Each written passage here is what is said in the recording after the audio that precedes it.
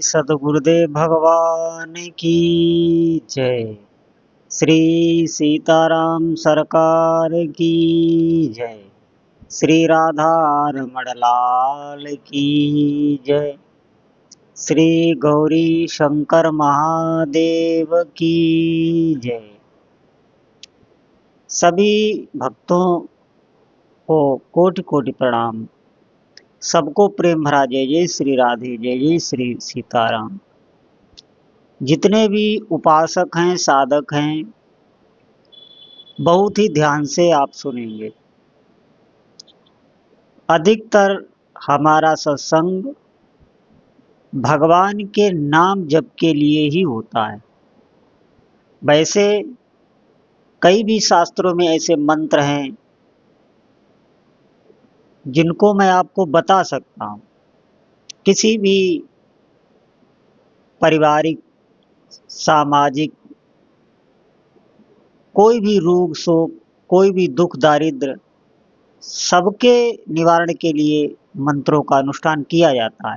लेकिन वो मैं आपको इसलिए नहीं बताता हूँ कि मंत्र आप अशुद्ध अवस्था में नहीं जप सकते, उसका कोई लाभ नहीं मिलता।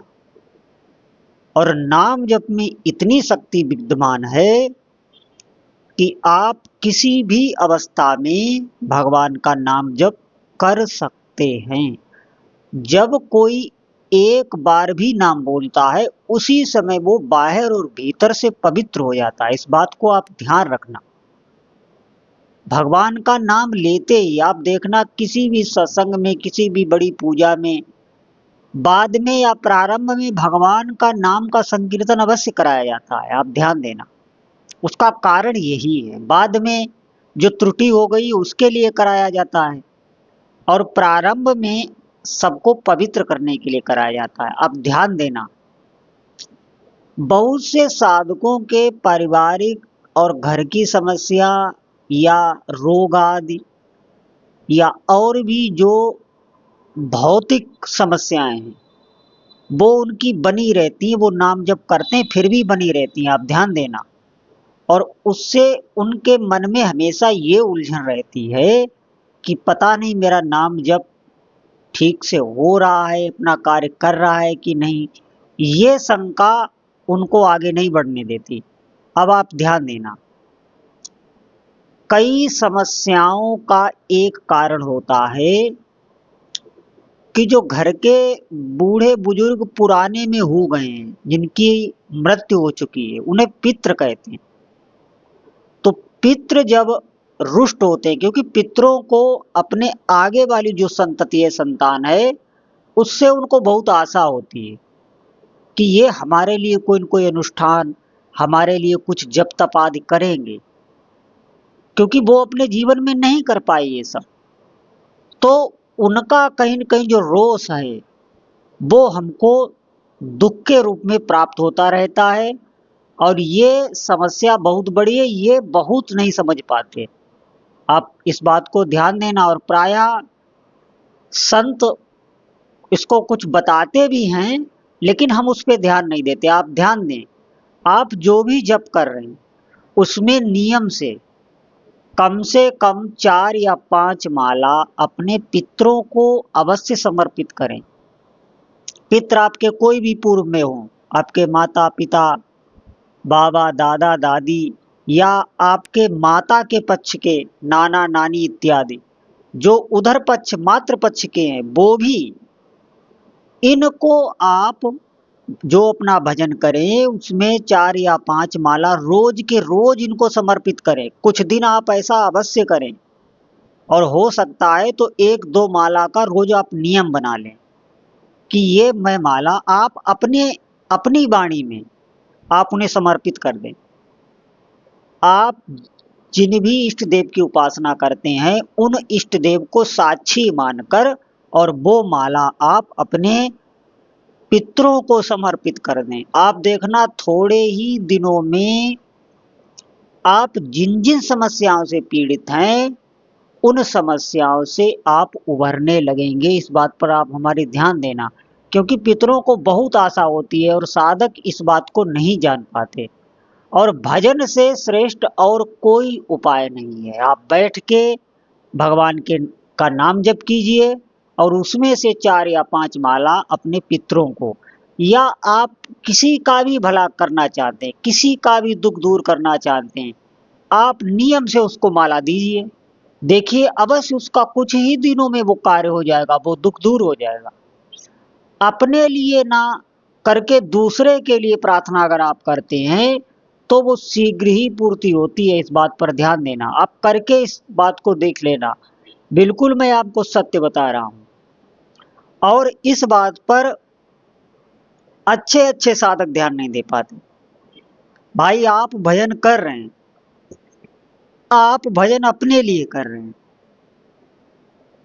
उसका कुछ अंश में उसको जाता है जो आपको, जिससे आपका जीवनचर्या चल रही है। मोटे शब्दों में समझिए, जिसका आप खा रहे हैं उसको भी आपका भजन जाएगा। लेकिन जो हमारे पूर्वज हो गए, जो हमारे पित्र हैं, उनको हमसे बहुत आशा लगी। आज हम भगवान की भक्ति करने लगे, भजन करने लगे, तो परिवार में कम से कम एक व्यक्ति तो ऐसा है जो भजन करने लगा, भक्ति करने लगा। सबको आपसे लाभ मिलेगा, आप ये समझें। आप 1 या 2 माला आप बढ़ा लीजिए, थोड़ा कष्ट कर लीजिए, लेकिन ये हमारी बात आप अवश्य माने। अपने पितृ को, अपने माता पिता पुरखों को आप संकल्प करके, संकल्प क्या करना है, आप अपनी वाणी में कह दीजिए कि ये 4 माला मैं अपने पितरों को समर्पित कर रहा हूँ। जो भी आपके इष्ट देव हैं, उन इष्ट देव का नाम लेके कि प्रभु आपके साक्षी मानकर मैं ये 4 या 5 माला अपने पितृ को समर्पित कर रहा हूँ। वो जहाँ भी हों वो सुखी रहें और उनका भगवान के भजन में मन लगे, उनको भगवत प्राप्ति हो। इस प्रकार आपको रोज बोल देना है, अपने ही शब्दों में वो माला चली जाती है। तो ये बात ध्यान देखना, आप देखना थोड़े ही दिनों में आपकी उन्नति होने लगेगी। बहुत से बड़े कष्ट जो आपको समझ में नहीं आ रहे हैं, ये कष्ट लगातार बने हुए हैं, ये कम ही नहीं हो रहे। मैं इतना भजन कर रहा हूँ तब भी ये समस्या बनी हुई है, ये समस्या दूर नहीं हो रही। तो ये उपाय मैं साधकों को बता रहा हूँ, वो अवश्य करें। और किसी का भी भला आप कर सकते हैं और आप अपना भी भजन इस पद्धति से बढ़ा सकते हैं। जैसे आप भगवान का नाम जप करते हैं तो उसमें 1 या 2 माला रोज अपने भजन को बढ़ाने के लिए समर्पित करें कि हमें भजन में स्वाद आने लगे, भजन का रस क्या होता है। जिस तरह ये साधु संत एकाग्र होकर भगवान के भजन में लीन हो जाते हैं, ऐसे भजन हमसे कब बनेगा। ये संकल्प रख के, ये भाव रख के आप कुछ माला कीजिए, फिर देखिए आपका नाम जप में स्वतः ही मन लगने लगेगा। और कभी कभी आप देखना हमारे भीतर ऐसा सात्विक भाव आ जाता है कि अपने हाथ नाम जब चलता है, बहुत अच्छी तरीके से चलता है, कितना भी आप करो आपको श्रम नहीं लगेगा। ये रोज होने लगेगा। जिस दिन आपको, आप ऐसा समझे, भजन में थोड़ा सा स्वाद आ गया, उस दिन भजन में श्रम नहीं होगा। जैसे अभी हम भजन नाम जब करते हैं तो श्रम होता है हमें, संख्या पूरी करने की या नाम जप का, या हमारी पूजा सेवा, पूजा भगवान की जो भी आप कर रहे हैं, उसका समय कितनी जल्दी पूरी हो, इस बात की तरफ हमारा चिंतन रहता है। इसका मतलब है अभी हमें स्वाद नहीं आया। जिस दिन आपको समय का पता ना चले, समय कम पड़ने लगे, जैसे मैं पिछली बार बता चुका हूँ, किसी व्यक्ति को अगर बुखार हो गया है, ज्वर हो गया है, तो आप देखना उसके मुख का स्वाद बिगड़ जाता है, उसे भोजन में बिल्कुल रुचि नहीं होती, वो खाएगा नहीं।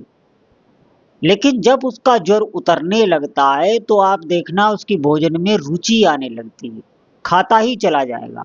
जब भोजन में स्वाद आने लगे, खूब खाने को मन करने लगे, तो आप समझना अब इसे बिल्कुल ज्वर नहीं है, बुखार नहीं है। इसी प्रकार जब हमारा भगवान के भजन में हमको स्वाद आने लगे, समय कम पड़ने लगे, संख्या रोज की रोज बढ़ने लगे, दिव्य दिव्य भाव विचार आने लगे, स्वप्न हमारे अच्छे होने लगे, तो आप जानना कि अब हमें नाम जप में स्वाद आने लगा है।